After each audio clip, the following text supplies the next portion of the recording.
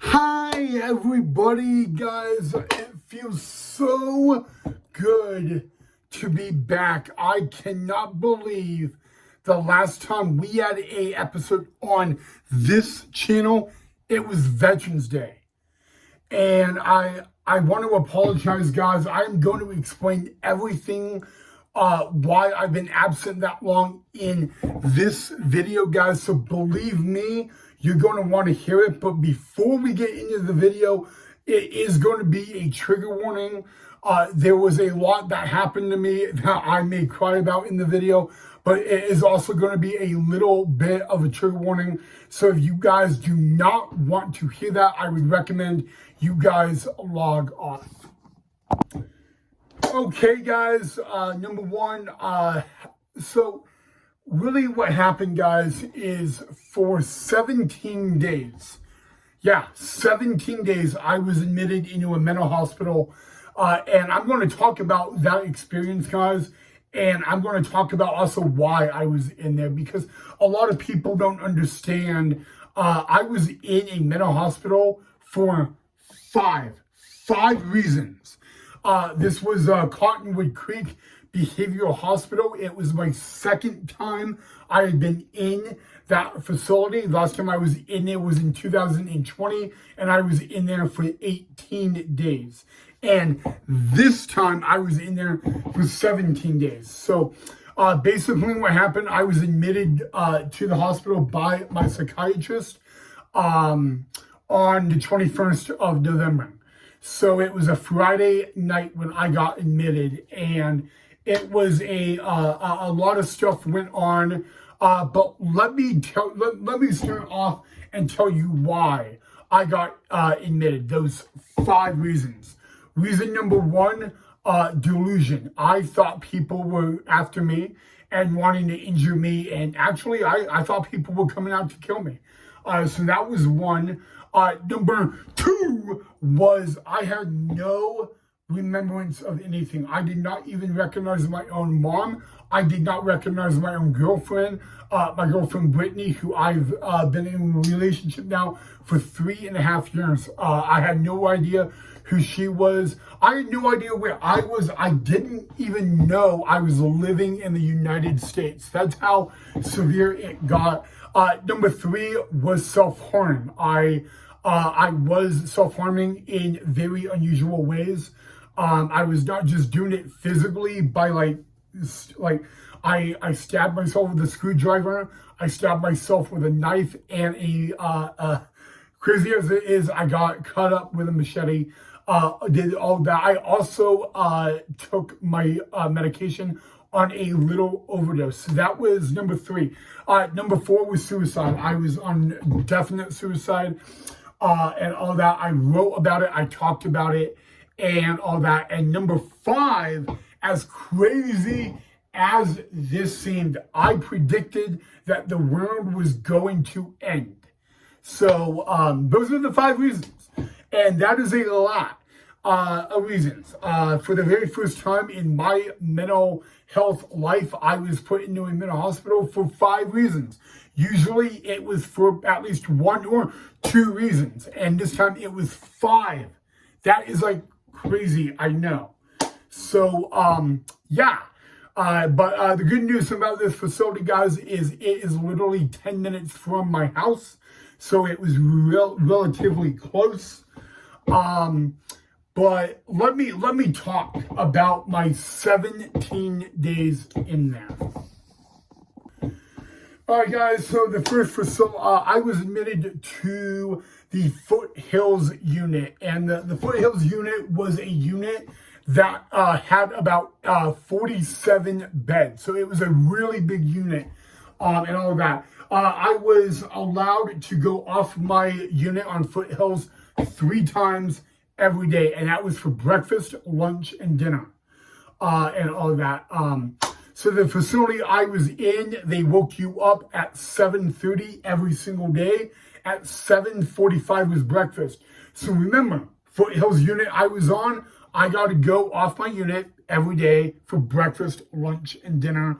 I got to go to the cafeteria and eat breakfast, lunch, and dinner. But I did not did not get to go off that unit for any rec time or any therapy group, which, yeah, was like, sucked, I know. But I got to go off my unit at least 3 times every day for my meals. So I was put onto that unit. I was on that unit for 4 days. And I was in this facility for 17 days. And only 4 I was on that unit. I had a major psychotic breakdown, guys, on the Foothills unit where I was seeing things.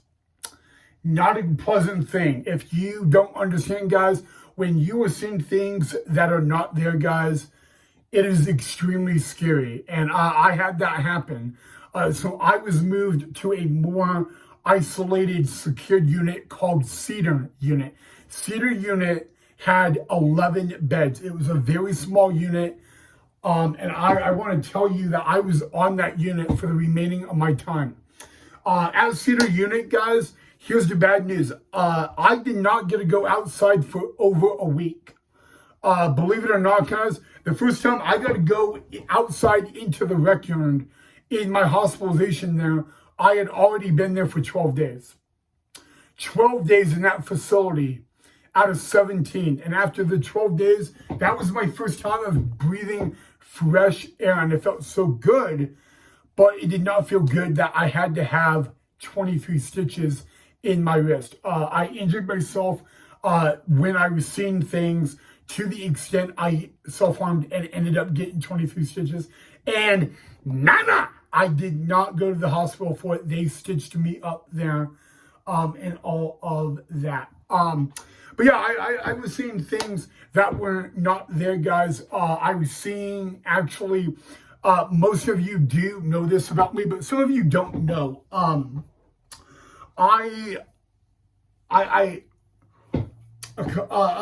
I was in high school, guys, my first girlfriend did not attempt suicide. She committed suicide, and all of that. Over the years, I have struggled with that. I have been very private about that since it was how close I was with her. And when I was in the facility, Cottonwood, I started seeing her wherever I went. Literally, when I took a shower, I saw her face. When I went to the bathroom, I saw her face. When I closed my eyes and opened them, I saw her face. And it got to the point where I got really, really delusional. I did not know what was real or fake. And it took me a couple days to realize that I am seeing something that is not there. However, even though I realized it was not real, I still lost control. I was yelling out the wall. Everywhere I saw her, I was yelling. And so that's why they put me on Cedar Unit. They put me on that for my safety. The first time I got visitation with my mom, I was confined to a wheelchair. You guys don't know this, but I'm going to tell you it right now. I was not just in a wheelchair. I was strapped down to a wheelchair. I was in a wheelchair. My wrist was strapped down.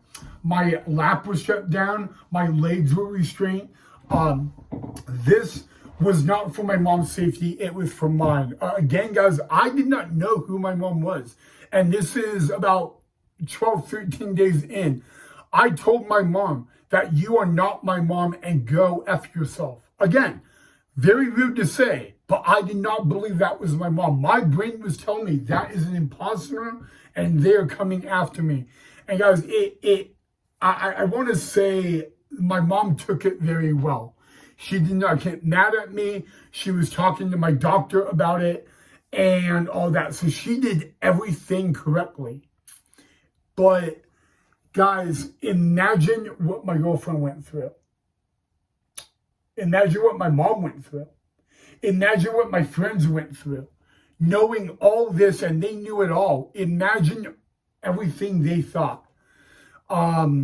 To this day, I got discharged on Monday from the hospital, mental hospital, and I still don't know who my girlfriend is. I still don't recognize her, and my mom is communicating with her to update her on the progress, so that is really, really helpful. I was in the hospital over Thanksgiving, guys. And the one question I've been asked every day since I got out is, did I get a traditional Thanksgiving meal or did I get a special meal? The answer is no. On Thanksgiving, I was given a roast beef sandwich with cornbread, with green beans, and rice pudding and coffee. That was my Thanksgiving meal dinner. Okay, so I'm just happy that I am out before Christmas. 2 weeks, guys. 2 weeks from today is Christmas. One of my favorite holidays of the year, ladies and gentlemen. But I just wanted to catch you up on why I haven't been doing a video, guys. I've been in a mental hospital. So I hope that explains everything. And I want to apologize to you guys. It is not fair to you guys that I just updated you and I left you stranded. It isn't fair, so I do apologize for that, guys. If you guys don't forgive me, I completely understand. And all that. I'm not asking for you guys to forgive me. I'm just asking for you guys to at least understand what was going on. I am better mentally, other than my memory. Again, like I said, my memory is not back yet. And I've been out for maybe 3 or 4 days, guys, and it will take time to get my memory back. But when I was in the hospital, guys, I thought of you guys. I thought I was going to get fired from YouTube. It was that nagging feeling. And guys, I want to also say shout out to Kale, Dora, and Chris. Those are 3 techs I had that helped me very, very much in the hospital. So shout out to them. They did a great job getting me outside, getting me to calm down, and all of that, because it was a very, very severe situation I was going on. I was also in an unstable, unpredictable mindset that I was scared out of my mind. And I hope I never go back to that ever again. It was very, very, very scary.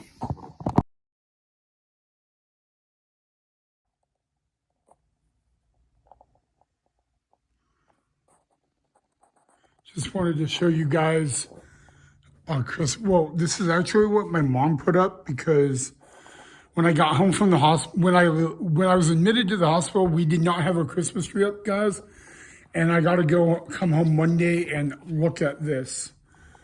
And no, it is not a real tree. It is a artificial flocked tree. I think my mom got it at Michael's a couple years ago, but I love it. I like it in the window. I don't know why. The window seems like the best place for it. And then Rocky's taking his afternoon nap. Well, afternoon nap time. And there's Wrigley. Wrigley, say hi.